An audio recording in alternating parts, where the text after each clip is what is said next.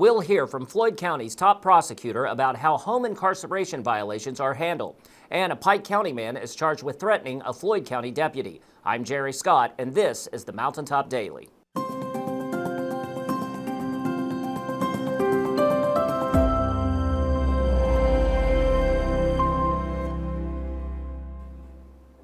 The release of murder suspect M.K. McKinney to home incarceration last week has raised a number of concerns among area residents, from fears for public safety to worries that he could flee. With that in mind, Sheldon spoke with the prosecutor in his case about how those under home incarceration are monitored and how violations are handled.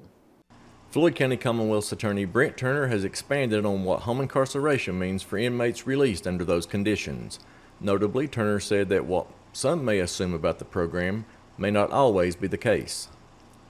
He said Monday, quote, "There are two types of home incarceration. The normal type does not have GPS tracking for the ankle monitor.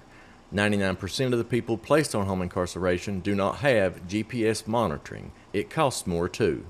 Turner said the fees and general handling of the home incarceration are overseen by private companies, in this case East Kentucky Home Incarceration in Prestonsburg, adding that the costs are generally a few $100s a month. Turner is now prosecuting a case where home incarceration has taken the spotlight in the past week.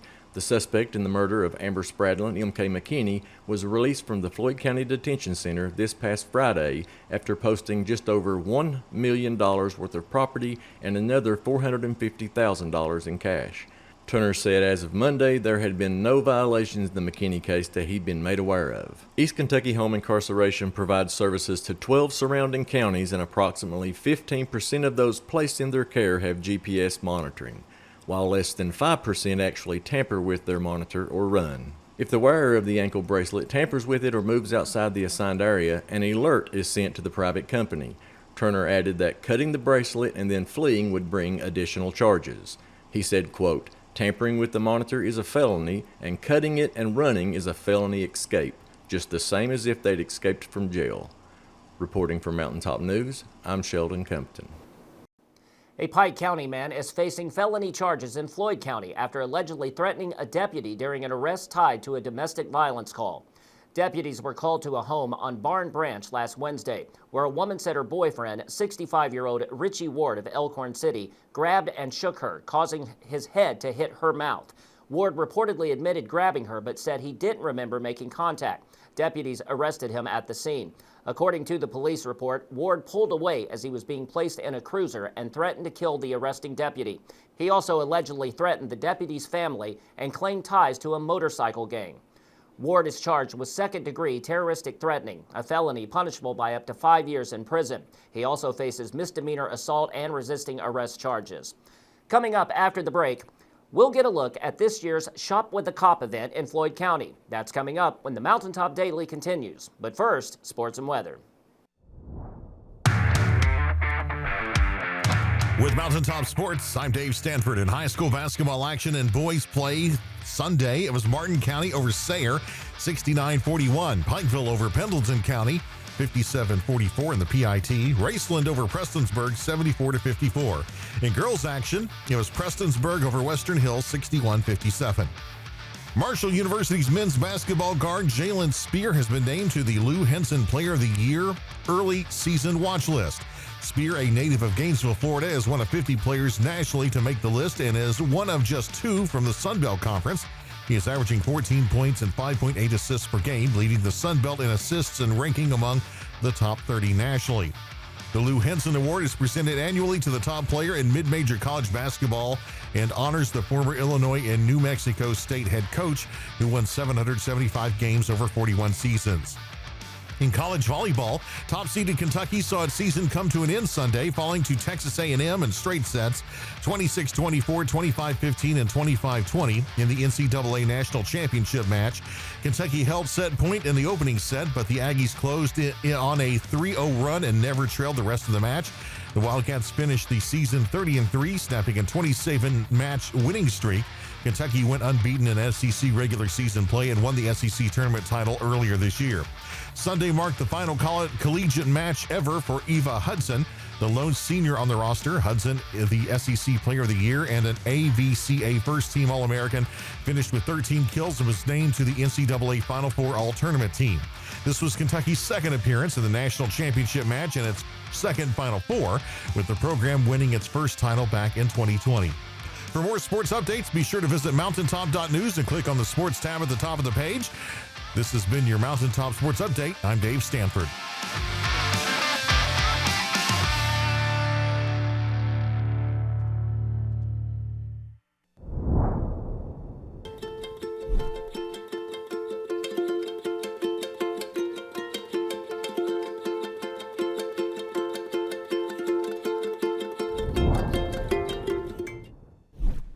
When the government took Social Security away from honest Eastern Kentuckians, Attorney Ned Pillersdorf got the hearings declared unconstitutional.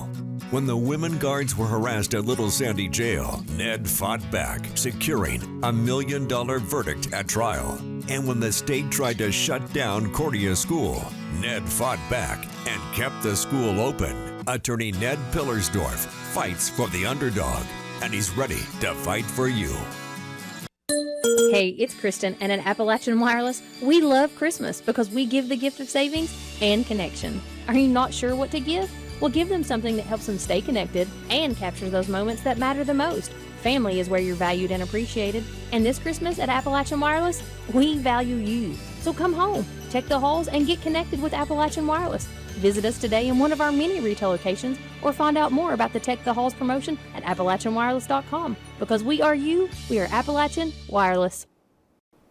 Prestonsburg Police and the Floyd County Sheriff's Office teamed up Saturday to provide some happy Christmas memories for several area children and their families. Nick tagged along to bring us a look at the merrymaking. On Saturday, December 20th, Prestonsburg Police Department and the Floyd County Sheriff's Office hosted their annual Shop with a Cop event at the Prestonsburg Walmart. After hand-selecting 47 children to participate, officers took them on a shopping spree to buy new clothes, toys, and anything they wanted for Christmas. Prestonsburg Police Chief Ross Shurtleff tells us more about their process and what it means to them. If we get a register of 5 children from a particular school within Floyd County, we understand that those children have got siblings at home. And no matter if that child has got 1 sibling or 5 siblings, we service every child in that home. So we actually select entire homes to service. And additionally to that, it's not just a shopping program.